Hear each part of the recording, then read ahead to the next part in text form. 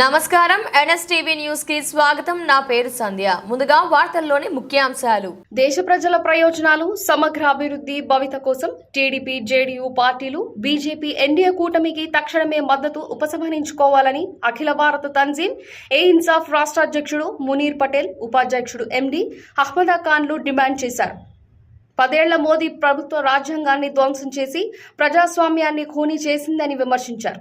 Hyderabad Basheerbagh press క్లబ్లో ఏర్పాటు చేసిన విలేకరుల సమావేశంలో తంజీం ఏ ఇన్సాఫ్ గ్రేటర్ హైదరాబాద్ ప్రధాన కార్యదర్శి ఎండీ కాసిం మాట్లాడుతూ అసమానతలు సృష్టిస్తూ రాజకీయంగా లబ్ధి పొందాలనే బీజేపీ కుటిల ప్రయత్నాలు ప్రజలు తిప్పికొట్టారని తెలిపారు. सीपीआई पार्टी ऑल इंडिया तंजीम इंसाफ के तरफ से हम चंद्रबाबू नायडू साहब को और नीतीश जी को 2022-2023 में ये लोगों ने कितनी हुकूमत तोड़ी है. जो भी सेक्युलर लीडर है, जैसे कि दिल्ली के अरविंद केजरीवाल है, एक सेक्युलर लीडर है, उनको जेल में डाला गया है. बाल ठाकरे साहब के महाराष्ट्र में उनकी हुकूमत को तोड़ा गया है. और नीतीश जी को भी उन लोगों ने परसों तक अलायंस में लिया, एक दबाव में लिया कि वो दबाव है ईडी, सीबीआई, क्योंकि बीजेपी को 2 से 3 चीज मालूम है कि उन लोग देश को तो कुछ भी नहीं किए, लेकिन देश के साथ जो खेला है उन लोगों ने, देश के साथ देश के अवाम को जो धोखा दिया है.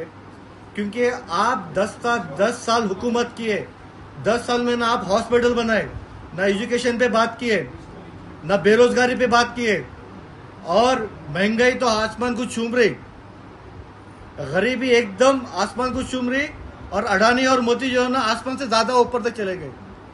तो मैं नीतीश जी से और चंद्रबाबू नायडू जी से ये रिक्वेस्ट करता हूं कि आप इंडिया को छोड़ के, इंडिया आधा इंडिया है, वो इंडिया को जो सेक्युलर पार्टी आज उन लोग के साथ खड़ी हुई है, वो सेक्युलर पार्टी को सपोर्ट करे, वो सेक्युलर पार्टी के साथ में है.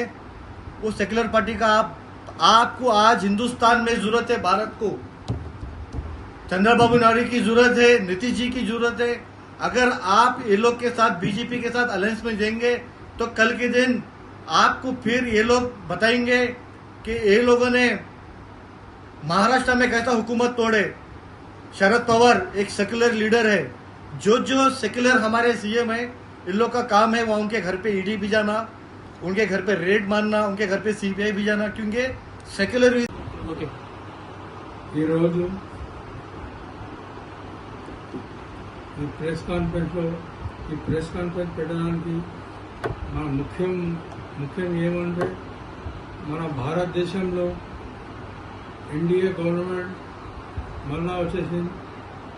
చంద్రబాబు నాయుడు గారు మరియు నితీష్ కుమార్ గారు సపోర్ట్ తీసుకొని గవర్నమెంట్ ఫామ్ చేసింది.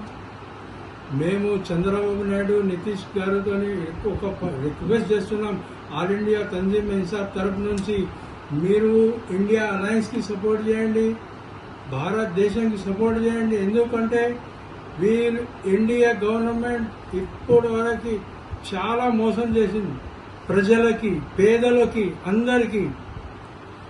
మా రిక్వెస్ట్ ఏంటంటే నితీష్ గారు మరియు చంద్రబాబు నాయుడు గారు సెక్యులర్ లీడర్లు, వీళ్ళు ఇండియా అలయన్స్ కి సపోర్ట్ చేస్తే మళ్ళీ ఒక్కసారి మన సూపర్ పవర్ అవుతుంది మన భారతదేశం అని ఈ సందర్భంగా మనం చేస్తున్నాను. ఎందుకంటే పేదలు చాలా పరేషాన్ ఉన్నారు.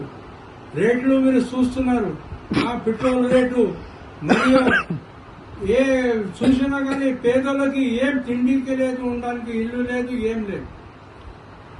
అది పేదలకి ఉద్యోగాలు దొరకాలంటే, వాళ్ళకి జాబ్ దొరకాలంటే మీరు ఇండియా అలయన్స్ కి సపోర్ట్ చేయండి, ఇండియా అలయన్స్ గవర్నమెంట్ ఫామ్ చేయండి. ఎందుకంటే పేదలు ఇప్పుడు భారతదేశంలో చాలా పరేషాన్ ఉన్నారు.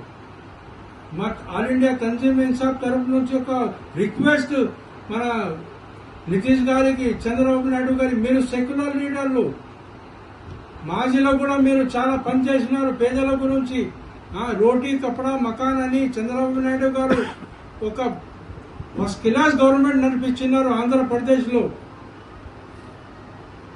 అయితే మీ అందరికీ ఒక రిక్వెస్ట్ చేస్తున్నాం, ఆల్ ఇండియా తంజీమ్ ఇన్సాఫ్ తరఫు నుంచి మీరు ఇండియా అలయన్స్ కి సపోర్ట్ చేయండి, ఇండియా అలయన్స్ గవర్నమెంట్ ఫామ్ చేయండి, పేదలకి సపోర్ట్ చేయండి.